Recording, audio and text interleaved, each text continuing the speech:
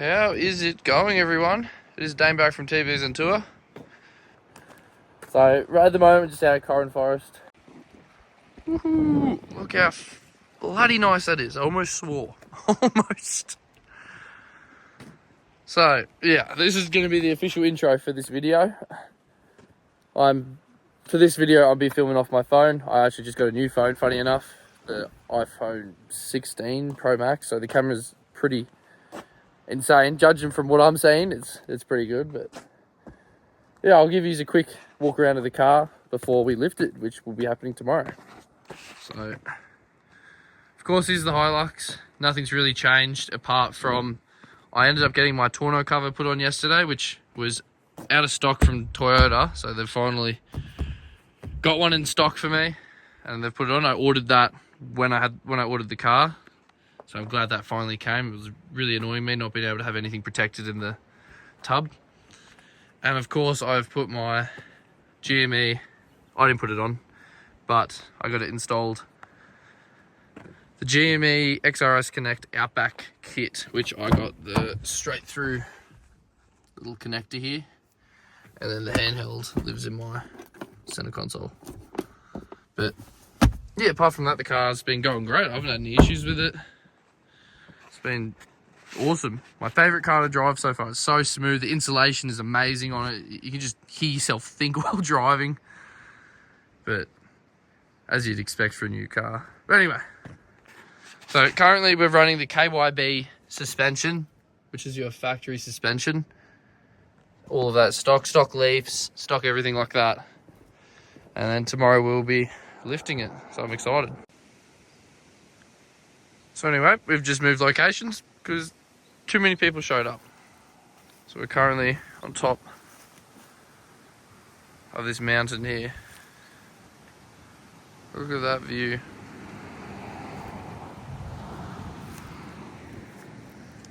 But essentially, yeah, I've purchased, and as you'll see later on in this video, I've already received my Profender, I think it's 8-stage, Profender 8-stage remote reservoir suspension kit for this, which is I think it goes from 2 to 4 inch lift, so it's all adjustable, which I'm probably going to run it at 3, I'd say.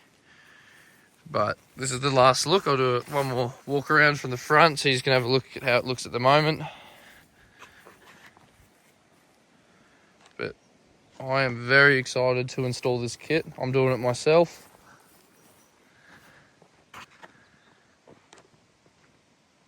And I'm going to film it. But yeah, this will all be at the start of the video, so stick around, guys. I hope you all enjoy.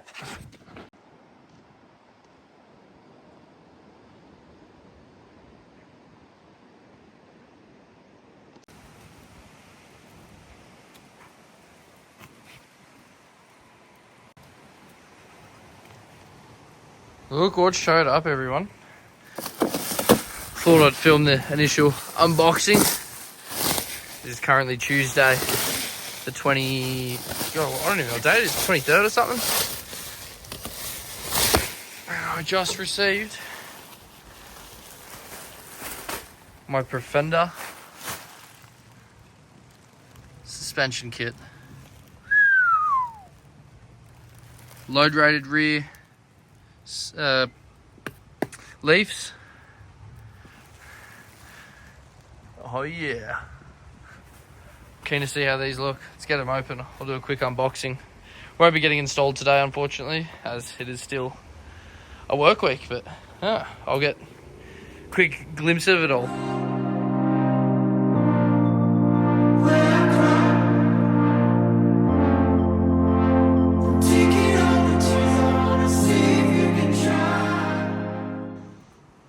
Give you a quick glimpse. Look at that. I would pick them up, but unfortunately I got a bit excited with the knife trying to open up the box. As you can see, there's a bit of a remnants of what I've done, but have a look at that. Remote resis, of course. Over there.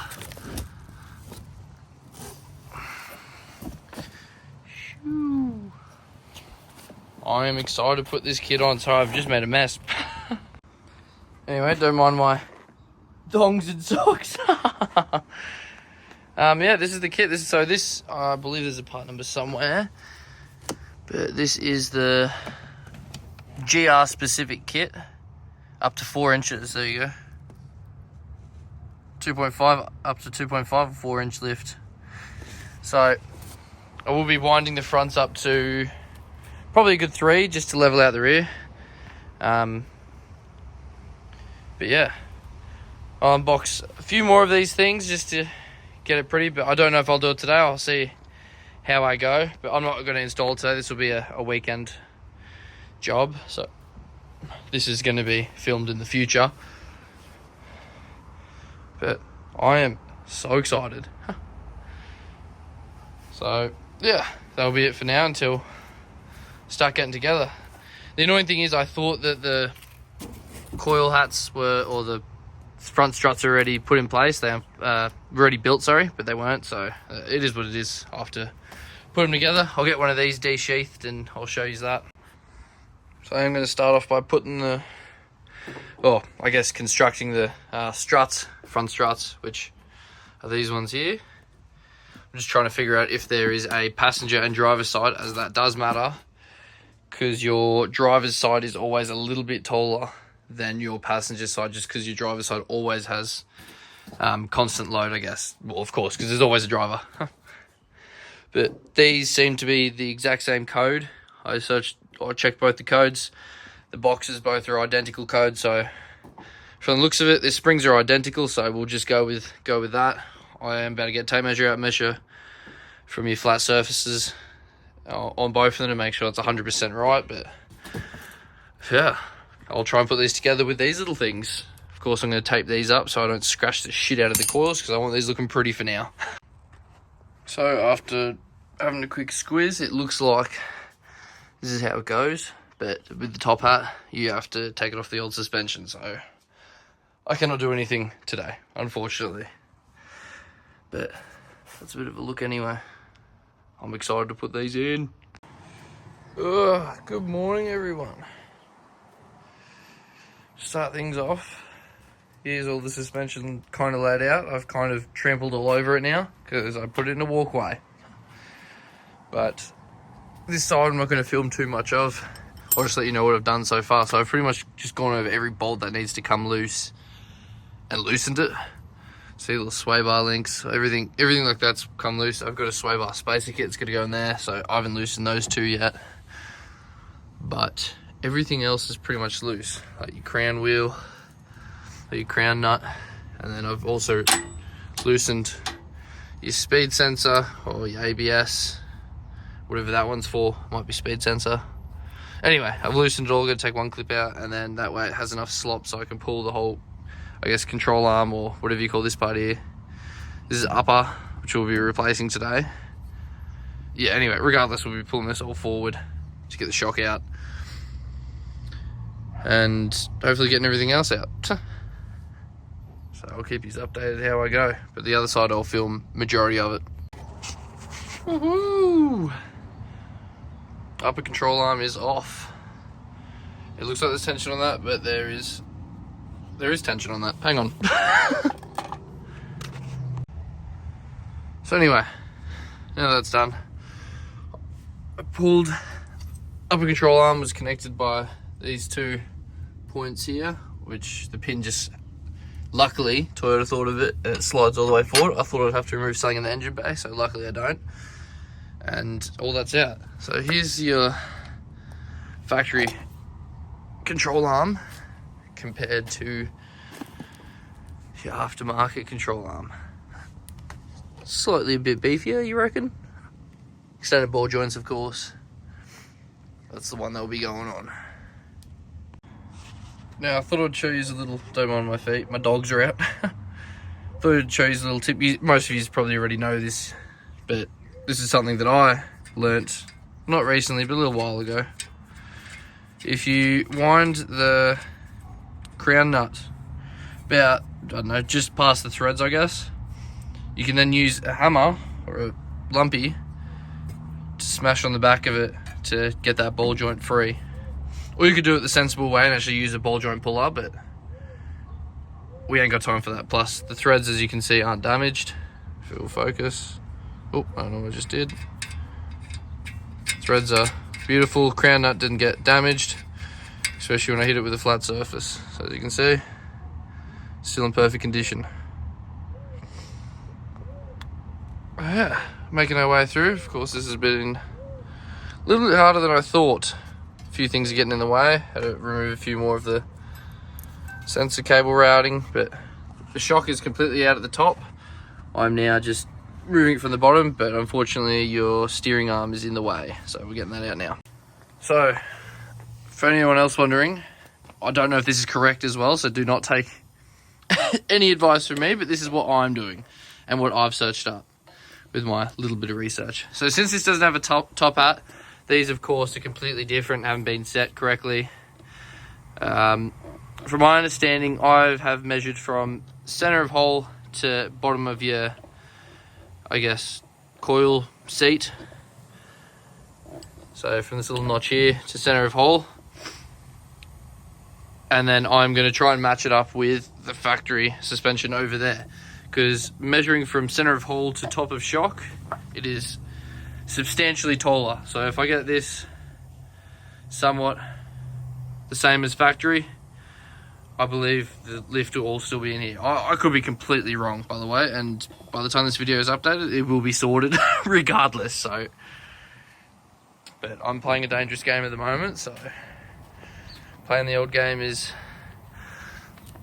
of this, which we are setting this up on the grass, and while under tension, I am pretty much, I'm scared.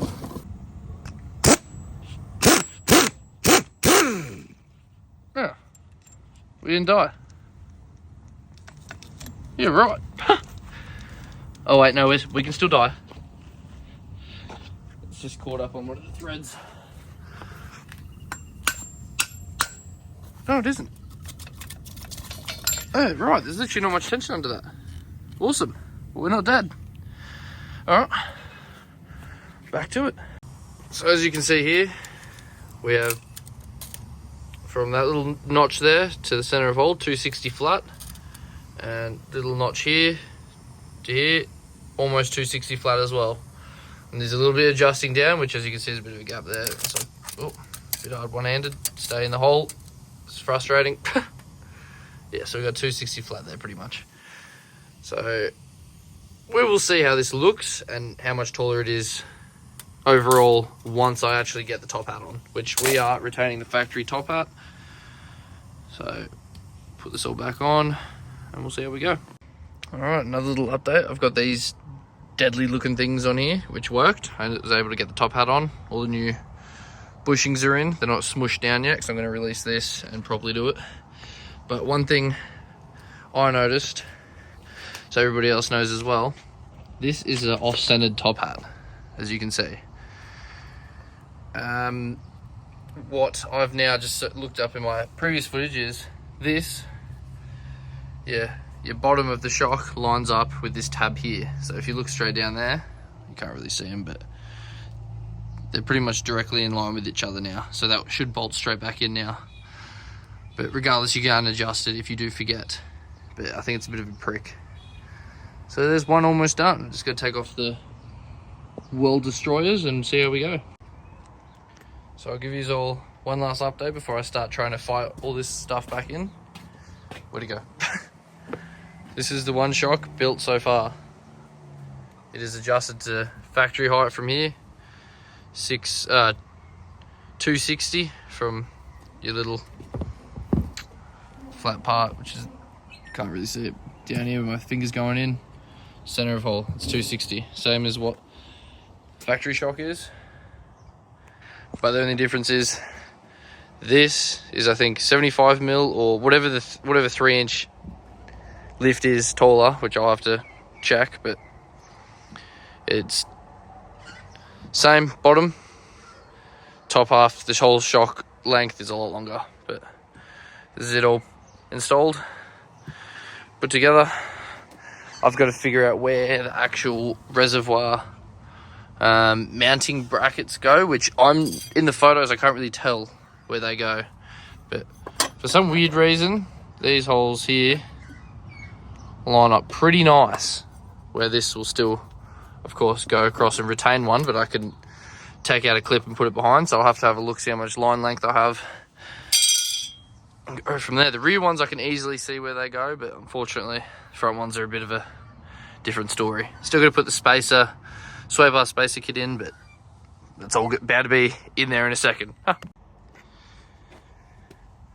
So this is where we're at. I have not zip tied the remote resi line in yet, but this is where we're staying at the moment. That was a nightmare. That was a nightmare just to mount the bracket, because there's no photos of where the actual bracket mounts. On the photo that I could see that their line ran from the back and then came up somewhere into the engine bay behind here, but there was no physical holes that lined up with the brackets that they gave us. So there fits. Hopefully it doesn't collide with the wheel. Birds. Shut up!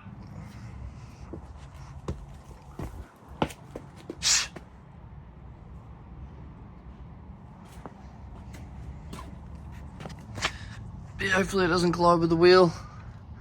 I think we should be right where it is, but that's that at the moment. Oh, all right. So the day is pretty much passed. I've gone to absolute war with this. It was not as straightforward as it was meant to be. Alright, so what there is still to come is right there. Sway bar unfortunately fouls on your brackets here, so I'm about to take them off and space them out. I did try grinding away a section, but you just can't get enough out, so I'm going to space out the bash plate a bit so it doesn't foul anymore. But otherwise I've got everything in besides the last leaf, but I've got this leaf in with the help of one of my mates, but it looks pretty good. I'll have to do a proper I'll do a proper rundown once it's completely done. But yeah, I've been peeling skin off me left, right and center from slipping, but this is the last one. So, not excited. Oh well. Should be good. It looks pretty big. This is the day after the lift has been put on. They are 33s. They are too big still. Did I say the wheel alignment's done? They adjusted the front a bit up, so it's almost the same as the back. But they're going to do that on Monday, once the new tyres are on, so that way they can set it all proper. But yeah, it looks crazy.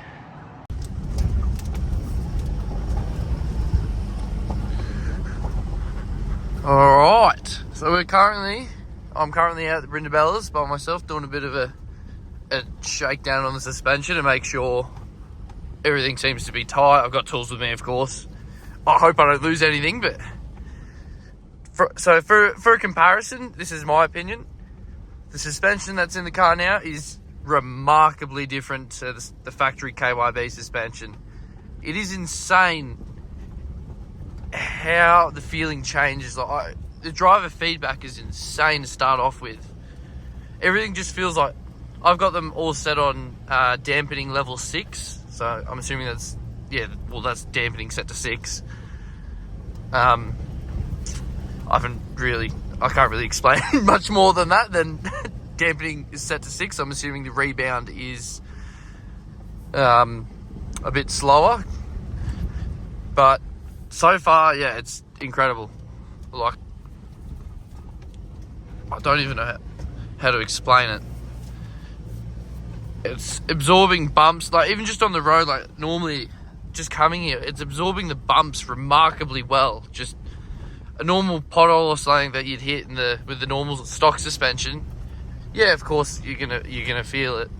But with this new suspension setup, it's just like driving on clouds. And there's no body roll, not a substantial amount of body roll. It feels the exact same amount of body roll as it did before. If anything, it's less. And then now I'm just gunning through these little rocks. Of course, I've still got the stock tyres on it. I don't want to show the outside just yet because it looks horrible. Looks like I've skipped leg day. But we'll get to the top and go on to the top of Mount Franklin to sit down, watch the sunset.